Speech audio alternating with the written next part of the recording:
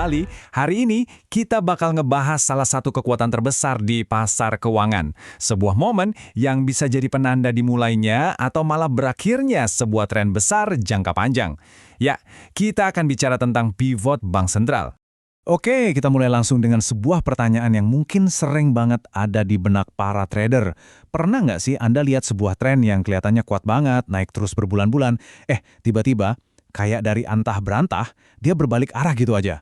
Apa sih sebetulnya kekuatan tak terlihat di balik semua ini? Jawabannya seringkali ada di satu konsep yang super kuak ini, sebuah pivot dari bank sentral. Jadi, pivot ini bukan sekedar penyesuaian kecil-kecilan ya. Ini adalah perubahan yang fundamental, perubahan total dalam strategi sebuah bank sentral. Ibaratnya, kapal yang tadinya berlayar ke utara, tiba-tiba putar haluan 180 derajat ke selatan. Dari hawkish menjadi dovish, atau sebaliknya. Nah, biar gampang bedainnya, kita lihat tabel ini. Bayangin aja gini, hawkish itu kayak elang, hawk, yang terbang tinggi. Fokusnya adalah melawan inflasi yang tinggi dengan cara menaikkan suku bunga yang tinggi. Efeknya, mata uang jadi kuat. Sebaliknya, dovish itu kayak merpati, dove, yang lebih membumi. Fokusnya menjaga ekonomi biar nggak melambat. Caranya dengan suku bunga rendah. Nah, ini yang biasanya bikin mata uang jadi melemah. Oke, tapi pertanyaannya, kok bisa sih? Cuma karena perubahan penada bicara aja, sebuah tren besar bisa langsung berbalik arah. Apa sekuat itu dampaknya? Ini dia kuncinya, teman-teman. Pasar itu selalu selangkah lebih maju. Mereka nggak cuma bereaksi sama apa yang terjadi hari ini, tapi mereka bereaksi sama apa yang mereka prediksi akan terjadi di masa depan. Jadi, yang diperdagangkan di pasar itu sebetulnya adalah ekspektasi. Nah, prosesnya itu persis kayak efek domino. Semua berawal dari hal kecil, perubahan kata-kata atau nada bicara dari gubernur bank sentral. Dari situ, ekspektasi pasar langsung berubah. Para pemain besar mulai berpikir, wah kayaknya suku bunga bakal turun nih. Lalu apa yang terjadi? Uang miliaran dolar mulai pindah, mencari tempat yang lebih menguntungkan. Dan, boom, tren jangka panjang yang baru pun terbentuk.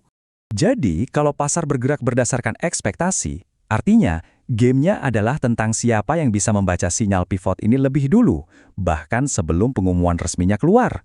Terus gimana caranya para trader cerdas melakukan ini? Mereka tuh bertindak kayak detektif, atau mungkin lebih pasnya kayak pemain poker profesional. Mereka nggak nungguin semua kartu dibuka di meja. Mereka justru fokus mencari tell atau tanda-tanda kecil yang nggak disadari yang bisa membocorkan langkah lawan selanjutnya.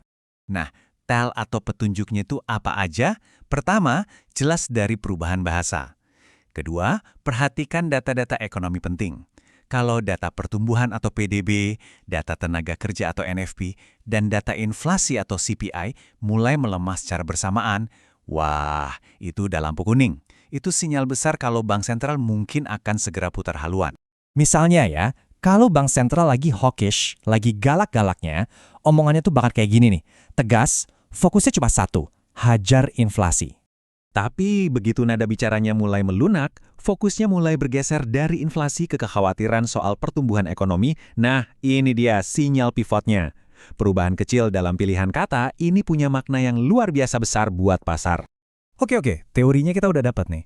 Sekarang pertanyaannya, gimana cara kita sebagai trader memanfaatkan semua ini? Apa langkah praktis yang bisa kita ambil? Ini dia rangkumannya. Pertama, dan ini yang paling penting, dengarkan nada bicaranya. Jangan cuma fokus sama angkanya. Arah kebijakan ke depan itu jauh lebih penting. Gunakan analisis pivot ini untuk menentukan bias trading jangka menengah kita. Anggap aja ini sebagai kompas utama.